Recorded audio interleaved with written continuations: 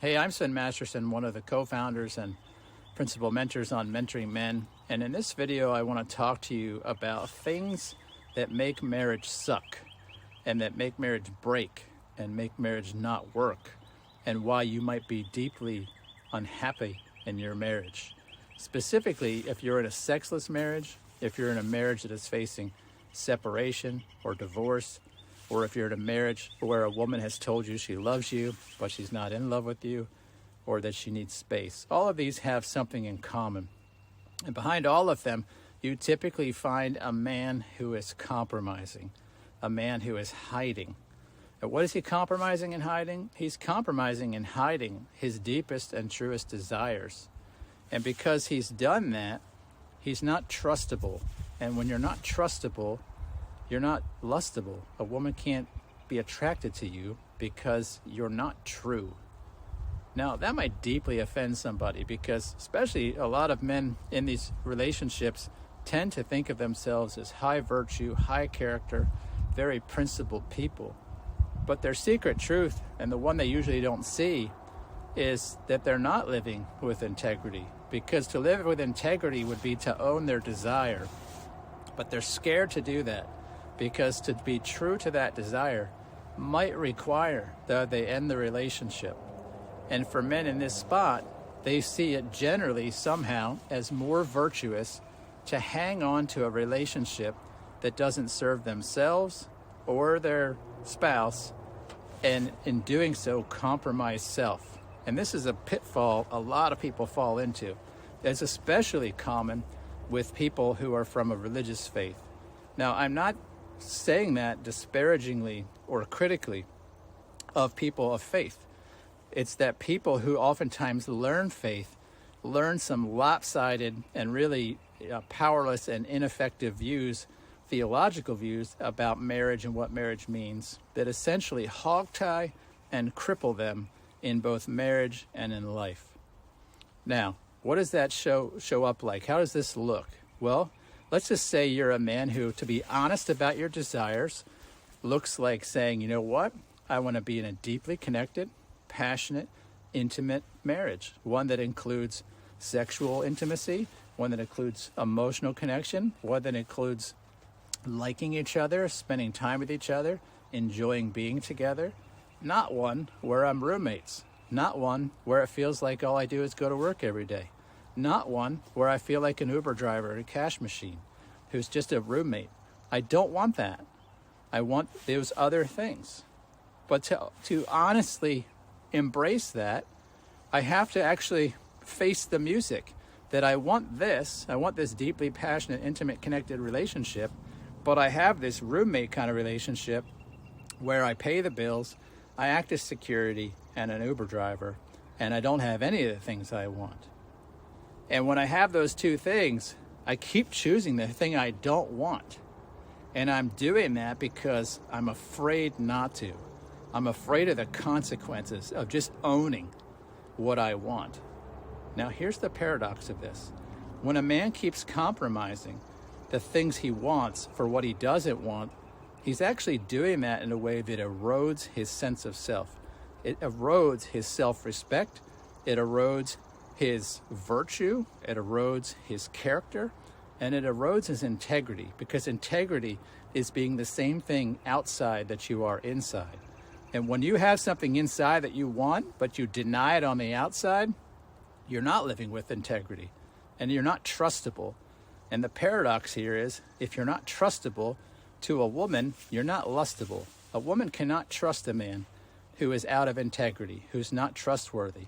Because if he's giving up inside things that are important to him for the sake of something outside, she's going to be wondering, well, where else does he do that? Where else is he hiding? Where else is he not telling the truth? Where else is he incongruent? And this is the problem. Now, a lot of people will hear this message and they'll get super angry, especially people of religious faith, because what they'll think is that I'm one of those people who's saying you have to go with your happiness. You have to follow your happiness at all costs, including the lives and well-being of your wife and children. I'm not saying that. I've been married for 29 years. I've been in a relationship for over 30 years with the same woman. I have 6 children, And I have beautiful, deeply connected relationships with all of them. And if it ever came down to it, and I, for some reason, had to choose between my marriage relationship and being authentically me, I will always choose authentic me. And it's because there really is no point to life if I can't live as myself. You see this? If I can't live as me, why am I here? And the reality is, if I am willing to live as anyone but me, I generally won't live at all. I'm living a life of compromise. Now, one of the reasons I have these beautiful relationships with my 6 children and my wife of 29 years is because I will not compromise that life for them. Now, you might think, especially if you grew up in faith circles, that is somehow some non-virtuous thing. It's not actually. My wife is able to trust deeply in that I will show up and I'll do what I say because she knows there's things I will not compromise on. She knows that if she asks me to set aside something I consider core and essential and deep, that I will not do it, because to do so would be to violate my very self, and that it would be to violate my values, my own faith. And so that's really safe for a woman to know, you know what? He's not going to compromise.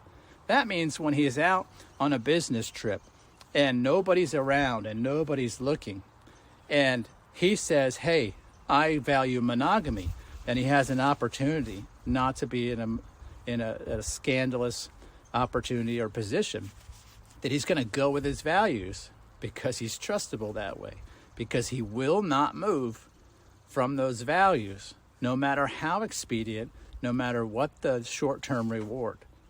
That's trustable. And so the paradox, or one of the consequences of being that trustable, is that you must also be so trustable that you will allow your relationship to die if ever your relationship requires you to be inauthentic and out of your integrity and incongruent. Now, when men are in sexless relationships, what's happening is they are denying some core things. Inwardly, they want these things, but they get put in a position where maybe a wife is unwilling or not interested, and they come to a dilemma, and they sit there, and they say, oh, I have to actually do the thing I don't want. I have to go in a direction outside of my virtues. And they're scared of the consequence of what their virtues mean, and so they fold. They become willing to stay in a relationship that is either dying or is dead. Why? Because they're scared. They're scared of what is going to happen if they actually act out of the truthfulness of their convictions, if they were actually to walk with integrity. And they're scared that it might have a really high cost. But the thing is, if we're not willing to pay that cost, we generally don't get what we want. And this is kind of the safety built in here, because the more courage we have to act with integrity, the less likely we actually need to make these kinds of decisions. I've really come very, very minimally close to having to end my relationship because I'm willing to. And there's trustability in that, right? And so when a man is in a sexist relationship, it's what you'll generally find is he's not willing to end his relationship. And because he won't end his relationship, what he will change, the other thing he has within his capacity is his character. He'll erode himself. He'll actually sacrifice something core to him. And in the process, he loses trustability, he loses respect, and he doesn't live his life as a man that has value and worth and significance, because he usually gave those things up in hopes of staying married. And so if you're in one of these kinds of relationships, if you're in a difficult, challenged relationship, I want to encourage you, you must become willing to let the relationship die if it means that you hang on to yourself. If you're in a situation where one of those two things has to happen. You must choose to hang on to yourself. Paradoxically here, if you do so, you're the least likely of letting your relationship actually die, right? Because to a woman, the things that make her so different and so unattractive and so disinterested in a relationship with you are that you're willing to compromise everything to have it. And there's a greater principle at work here, for at least for men, which is you cannot be the one who wants the relationship more than anyone else. It doesn't actually work. It puts you in a terrible position. It puts you in a position of compromise. It puts you in a position where you'll erode yourself to have that relationship. And once you've compromised and eroded yourself, you have nothing to offer others. You're not a person that anybody will want to be in a relationship with you, because you can't even be in a solid, stable relationship with yourself. If any of these things have caught your attention today, and they're poking you, maybe pricking you a little bit, I want to invite you to do 2, maybe 3 things. First, I want to invite you to look at my other videos about these topics, because it's extremely important if you're going to have the relationship that you want. If you're going to have a relationship like mine that's decades long, that's more passionately and intimately connected at now than it was in the beginning, and it continues to get better. If you're going to have a relationship like that, it's important that you understand certain things, that you do the right things, and I talk about all of these in my videos. You can look around, see what suits you, and I would encourage you to do that. That's the first thing. The second thing I want you to do is to go and consider setting up a call with me. We could talk about your relationship specifically. What are the challenges? What are you facing? What's difficult? Where do you need help? Where do you need clarity? And we'll talk about that in a one-on-one call. No cost, no obligation, no sales pitch, no BS.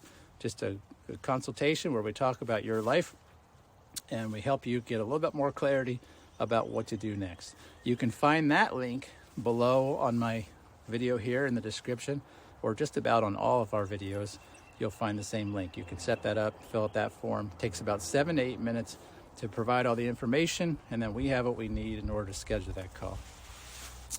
And with that, I will wish you the best in your difficult, challenging relationship, and I hope to see you soon on the other side of this camera. Take care, friend. I'll talk to you soon.